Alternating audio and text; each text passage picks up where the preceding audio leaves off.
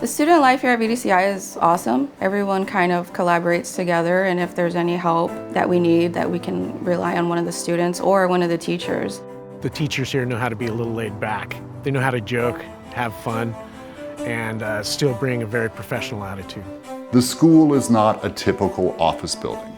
It's a warm environment that promotes that the students engage with one another and make friendships. They constantly have the classroom open, so if you want to come in and catch up on work, you're able to do that. The staff here is great. Everyone is student-centric and they really want to see the students succeed, and that's pretty much our #1 goal.